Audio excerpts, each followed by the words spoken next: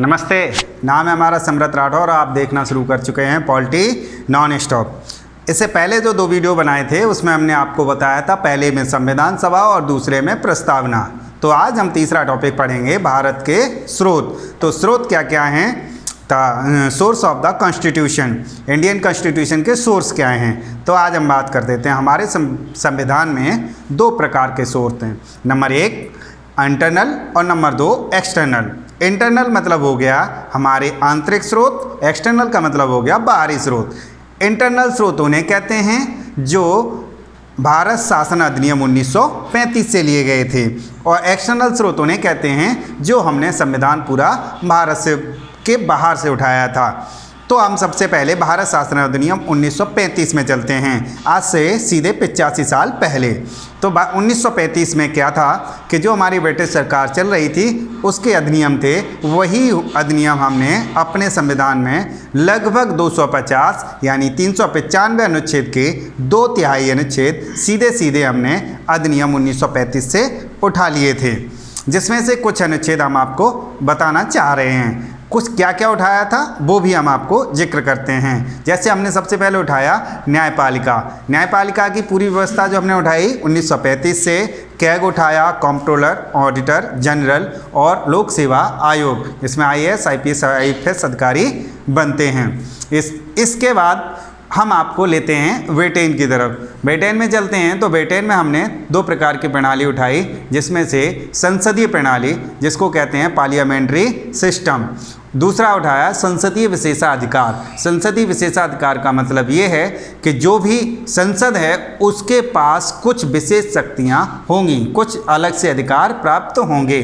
तीसरी यहाँ से सबसे महत्वपूर्ण था, उसमें था सिंगल सिटीजनशिप, एकल नागरिकता। एकल नागरिकता का मतलब हम आपको बताते हैं कि पूरे देश की एक ही नागरिकता होगी, दोहरी नागरिकता नहीं होगी। जैसा कि अमेरिका में दोहरी नागरिकता का प्रावधान है, राज्य की नागरिकता अलग होती है और केंद्र की नागरिकता अलग होती है। इसके बाद हमने सीखा था कैबिनेट मंडल, कैबिनेट जो उसे कहते हैं मंत्रिमंडल प्रणाली। मंत्रिमंडल प्रणाली इसका मतलब हो गया कैबिनेट सिस्टम। इसमें इतने पॉइंट हमने ब्रिटेन से उठाए थे। अगले हम चलते हैं USA यानी अमेरिका की तरफ। अमेरिका से हमने उठाया मूल अधिकार, फंडामेंटल राइट। उसके बाद न्यायिक पुनरावलोकन। न्यायिक पुनरावलोकन का मतलब हो गया कोर्ट जब कोई निर्णय दे देता है, अगर उसके लिए फिर से रिव्यू के लिए जाता है तो अपने कोर्ट को अपने ही जजमेंट को दोबारा से देख लेता है, तो इसे कहते हैं। और तीसरा उसमें उठाया संविधान की सर्वोच्चता, संविधान सबसे ऊंचा होगा। और इसमें एक और उठाया था महाभियोग, राष्ट्रपति पर जो महाभियोग लगता है, महाभियोग हम आपको हिंट में बता देते हैं। जब कोई राष्ट्रपति असंवैधानिक कार्य करता है तो उसके ऊपर एक महाभियोग प्रक्रिया के तहत उसको हटा दिया जाता है। हालांकि हमारे देश में अभी तक ऐसा कोई कानून नहीं बना है या इस प्रकार का दुर्भाग्य नहीं हुआ है कि कभी किसी राष्ट्रपति पर महाभियोग लगा हो।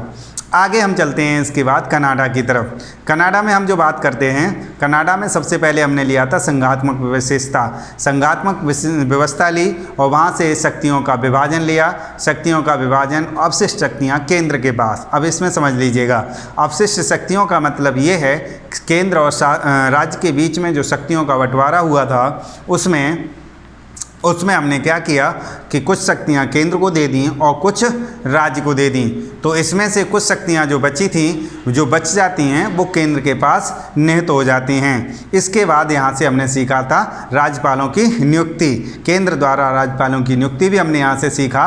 और इसमें एक खास बात ये देखी थी कि जो संघात्मक व्यवस्था थी वो हमने कनाडा से ही ली थी। इसके बाद हम आगे चलते हैं आयरलैंड। आयरलैंड से हमने लिया राज्य के नीति निदेशक तत्व यानी DPSP जो हमने लिया था, directive principle of the state policy, ये हमने उठाया आयरलैंड से। और राज्यसभा में जो मनोनयन होते हैं वो भी हमने राज्यसभा से ही उठाए। और राष्ट्रपति के निर्वाचन की पद्धति जो होती है, कॉलेजियल मंडल जो होता है, जो भी तरीका होता है, वो भी हमने आयरलैंड से उठाया। इसके बाद चलते हैं दक्षिण अफ्रीका। दक्षिण अफ्रीका से हमने उठाया संविधान संशोधन अनुच्छेद। संविधान संशोधन कैसे संविधान का अमेंडमेंट करते हैं, तो हमें ये बताया गया है अनुच्छेद 368 में। अगर हम थोड़ा सा याद करने की ट्रिक देखें तो हमें ए.बी. डिविलियर्स याद आते हैं। तो ए.बी. डिविलियर्स का अपना तरीका 365 डिग्री 360 डिग्री जो घूमता है उसी से हम कर सकते हैं 368, अनुच्छेद 368। और गांधी जी भी याद कर सकते हैं कि गांधी जी अपनी प्रैक्टिस के लिए कहाँ गए थे, साउथ अफ्रीका। उसके बाद हम पहुंचते हैं फ्रांस। फ्रांस में हमने 3 शब्द देखे थे, समानता, स्वतंत्रता, बंधुत्व और गणतंत्र। तो यहाँ पर याद रख सकते हैं जब भी कोई क्रांति होती है तो ये शब्दों का महत्व होता है। तो फ्रांसीसी क्रांति हमने पढ़ी थी, तो फ्रांसीसी क्रांति में समानता, स्वतंत्रता और बंधुत्व और गणतंत्र। गणतंत्र हमने आपको प्रस्तावना में बताया था, एक ऐसी व्यवस्था जहाँ पर कोई भी पद वंशानुगत नहीं होता है। उसके बाद चलते हैं ऑस्ट्रेलिया। ऑस्ट्रेलिया में हमने उठाया था संवर्ती सूची।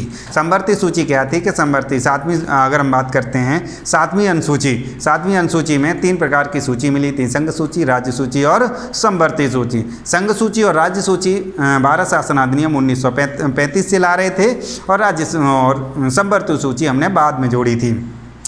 अब इसमें क्या है, एक और है संयुक्त अधिवेशन। संयुक्त अधिवेशन कहते हैं joint sitting of the both houses of parliament, यानी दोनों सदनों की संयुक्त बैठक।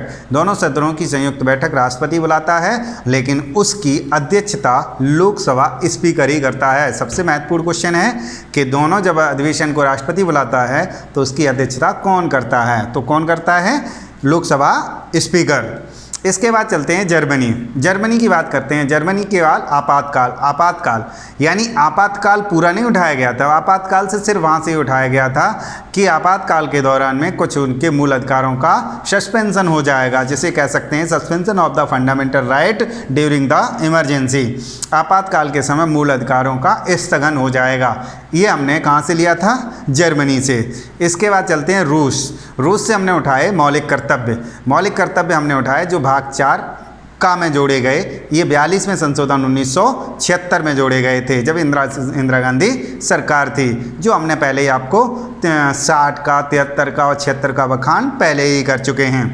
अब हम इसके बाद ले चलते हैं आपको सीधा सीधा जापान। जापान में हमने सीखा था विधि द्वारा स्थापित प्रक्रिया, procedure of establishment of law. ये हमने जो सीखा वो हमने वहाँ से सीखा। अब इसमें कुछ चीज़ें ये हैं कि लोग कहते हैं ये पूरा संविधान कॉपी पेस्ट है, ऐसा बिल्कुल नहीं है। कॉपी पेस्ट संविधान वो होता है जो हमने वहाँ से डिट्टो उठाया और यहाँ रख दिया, लेकिन हमने पूरे देश का संविधान पढ़ा और उसमें भारत की पृष्ठभूमि के अनुसार अपने आप को बदला और बदलने के बाद जो हमने किया वो अपने संविधान में रखा। यानी एक सीधे से उदाहरण से ये समझ लेते हैं, जब हम किसी गाँव में गए और वहाँ पर हमने वहाँ की परंपरा देखी, ये परंपरा वहाँ की अच्छी है, उस परंपरा को हमने अपने आप में उतार लिया, तो उसे कॉपी पेस्ट नहीं कहेंगे। कुछ लोग कहते हैं गुलामी का संविधान है, बिल्कुल नहीं इसे कह सकते हैं गुलामी का संविधान नहीं। नियम और कानून तो होते ही हैं, चाहे वो गुलामी के हों या आज़ादी के। तो आज के लिए हमने वीडियो इतना ही रखेंगे, आगे हम मिलेंगे नए टॉपिक के साथ। आप इसी वीडियो को आप आराम से 2-3 बार सुनेंगे और लिखने वाली बात थी वो हमने यहाँ पर लिख दिया है, आप चाहें तो नोट्स बना सकते हैं और इसे 2 बार वीडियो अवश्य देखें। विश्लेषण आता है हमारा, विश्लेषण को ज़रूर देखते रहें। तो आज के लिए अपना और अपनों का ख्याल रखें। धन्यवाद।